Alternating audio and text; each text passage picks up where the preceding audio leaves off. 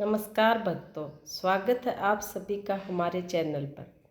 आज के इस पावन दिन पर हम आपके लिए लेकर आए हैं विनायक जी महाराज की एक ऐसी अद्भुत और चमत्कारिक लोक कथा जिसे सुनने मात्र से घर के सारे संकट दूर हो जाते हैं और सुख समृद्धि का वास होता है। यह कहानी है एक ऐसी गरीब बुढ़िया माई की जिसके निश्चल प्रेम और तपस्या के भोग को स्वीकार करने के लिए स्वयं गणपति बप्पा एक छोटे बालक का रूप धरकर उसकी कुटिया में पधारे थे। कैसे बुढ़िया माई की सच्ची भक्ति देखकर विनायक जी ने उसकी टूटी झोपड़ी को सोने का महल बना दिया और कैसे एक लालची सेठानी के घमंड को चूर चूर किया। यह जानने के लिए इस भावपूर्ण कथा को अंत तक पूरा जरूर सुनिएगा। बहुत समय पहले की बात है। एक दूर दराज के गांव में एक अत्यंत निर्धन बुढ़िया माई रहती थी। उस बुढ़िया माई का संसार में कोई नहीं था, ना पति, ना पुत्र और ना ही कोई सगा संबंधी। वह एक छोटी सी टूटी फूटी झोपड़ी में रहती थी जिसकी छत से बारिश में पानी टपकता था। पर बुढ़िया माई का मन इन सब चीज़ों में नहीं लगा रहता था। उसका मन तो बस अपने विनायक जी महाराज की सेवा में लगा रहता था। बुढ़िया माई बहुत ही शांत और संतोषी स्वभाव की थी। उसके पास धन नहीं था, लेकिन हृदय में भक्ति का अटूट भंडार था। वह रोज़ सुबह ब्रह्म मुहूर्त में उठती, ठंडे पानी से स्नान करती और मिट्टी के बने विनायक जी की पूजा करती। वह भगवान के आगे हाथ जोड़कर बस यही कहती कि हे विनायक महाराज, मैं गरीब हूँ, मेरे पास आपको भोग लगाने के लिए ना तो मेवा और ना मिठाई, ना ही चांदी के बर्तन। मैं जो भी करूं उसे आप अपने प्रेम का भोग समझकर स्वीकार कर लेना। एक दिन बुढ़िया माई के मन में इच्छा हुई कि वह विनायक जी महाराज को लपसी का भोग लगाए। उसने पास के बाजार से थोड़ा सा गुड़ और आटा लेने की सोची, लेकिन उसकी झोली तो खाली थी।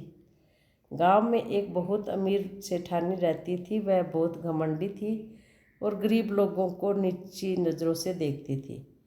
बुढ़िया माई उस सेठानी के घर गई और बड़ी विनम्रता से कहा, सेठानी जी, विनायक जी का वार है, मेरा मन है कि उन्हें लपसी का भोग लगाऊं।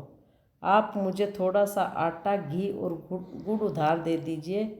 अगली बार जब मेरे पास होगा तो मैं लौटा दूंगी।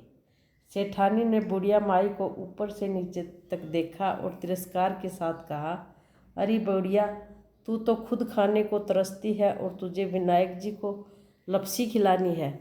जाकर अपना काम कर, यहाँ से भाग। सेठानी ने अपनी रसोई से थोड़ा सा बचा हुआ आटा और गुड़ का एक टुकड़ा फेंक कर दे मारा। बुढ़िया माई ने उन बिखरे हुए दानों को बड़े सम्मान से उठाया, जैसे उससे कोई बेशकीमती खजाना मिल गया हो। उसने कुछ नहीं कहा, बस मन ही मन विनायक जी का नाम लिया और घर आ गई। घर आकर उसने चूल्हा जलाया। मिट्टी की एक छोटी सी हांडी में उसने वह लपसी बनाई। उसने उसे बहुत प्यार से बनाया, मानो वह कोई पकवान नहीं बल्कि उसकी श्रद्धा हो। जब लपसी तैयार हो गई तो उसने भोग की थाली विनायक जी के सामने रखी और आंखों में आंसू भरकर प्रार्थना की कि हे विनायक जी महाराज, आप तो अंतर्यामी हैं। आप जानते हैं कि मैंने इसे किन परिस्थितियों में बनाया है। यदि मेरी भक्ति सच्ची है तो आकर इसे स्वीकार करिए। बुढ़िया की सच्ची पुकार वैकुंठ तक पहुंची। स्वयं विनायक जी महाराज ने एक नटखट और प्यारे बालक का रूप धारण किया। झोपड़ी के बाहर से आवाज़ आई, मैया, बड़ी जोर से भूख लगी है, कुछ खाने को है क्या? बुढ़िया ने दरवाज़ा खोला तो एक सुंदर तेजस्वी बालक को देखकर उसकी आंखों में चमक आ गई। उसने कहा, आओ बेटा, आज तो विनायक जी के लिए लपसी बनी है, तुम जी भरकर खा लो। बालक अंदर आया और लपसी की कटोरी उठाकर खाने लगा। वह बालक खाता गया। बुढ़िया माई देखती रह गई। लपसी की कटोरी छोटी थी, लेकिन वह कभी खाली ही नहीं हो रही थी। बुढ़िया माई के मन में कोई संदेह नहीं था।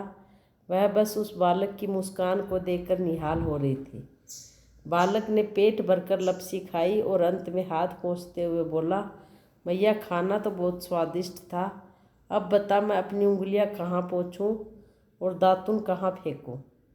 बुढ़िया माई ने कहा, बेटा, तू तो साक्षात देवता लग रहा है। तू अपनी उंगलियां मेरी झोपड़ी की दीवारों पर पोंछ दे और दातुन मेरे घर के पीछे फेंक दे। बालक मुस्कुराया। उसने उंगलियां दीवार पर पोंछ दी और दातुन बाहर फेंक दी। जैसे ही बालक घर से बाहर निकला वह अंतर्ध्यान हो गया।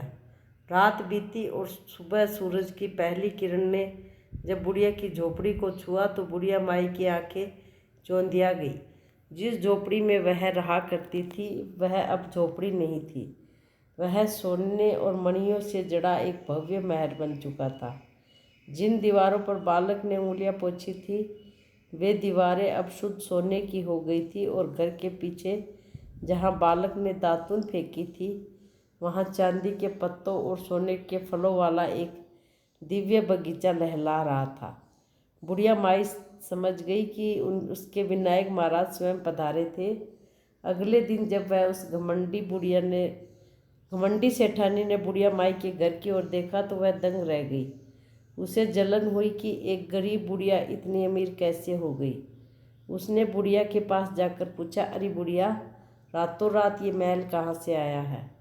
बुढ़िया ने पूरी बात सच सच बता दी। सेठानी के मन में लोभ आ गया। उसने सोचा, अगर मैं भी विनायक जी को लपसी खिलाऊं तो मेरा घर तो महल से भी बड़ा हो जाएगा। उसने अगले दिन बहुत सारा घी, मेवा, केसर और बढ़िया आटा मंगवाया और बड़े कढ़ाई में लपसी बनाई। उसने घर को सजाया और शोर मचाना शुरू किया, विनायक जी आओ, मेरी लपसी खाओ। विनायक जी ने सोचा कि इस सेठानी का अहंकार तोड़ना जरूरी है। वे फिर बालक रूप में आए। सेठानी ने उन्हें लपसी की बड़ी सी थाली दी। बालक ने थोड़ा सा खाया और पूछा, माई, उंगलियां कहाँ पोंछूं और दातन कहाँ फेंकूं? सेठानी में लालच में आकर कहा, बेटा, उंगलियां मेरी तिजोरी पर पोंछ दे और दातुन मेरे अनाज के भंडार में फेंक दे। उसने सोचा कि तिजोरी और भंडार में सोना भर जाएगा, लेकिन जैसे ही बालक ने वैसा किया, अगले दिन सेठानी ने देखा कि उसकी तिजोरी का सारा धन पत्थर बन चुका था और अनाज के भंडार में घुन और कीड़े लग गए थे। उसका सारा अहंकार चूर चूर हो गया। उसे समझ आ गया था कि भगवान भक्ति के भूखे होते हैं, लोभ के नहीं। इस कथा से हमें यह शिक्षा मिलती है कि भगवान कभी भी दिखावे या धन संपत्ति से प्रसन्न नहीं होते। वे केवल निश्चल प्रेम और शुद्ध भक्ति से के भूखे होते हैं। जो मनुष्य गर्व और लालच से पूजा करता है उसे कुछ नहीं मिलता, लेकिन जो बुढ़िया माई की तरह श्रद्धा से एक ग्रास भी अर्पित करता है भगवान उसे सब कुछ दे देते हैं। बोलिए विनायक जी महाराज की जय हो।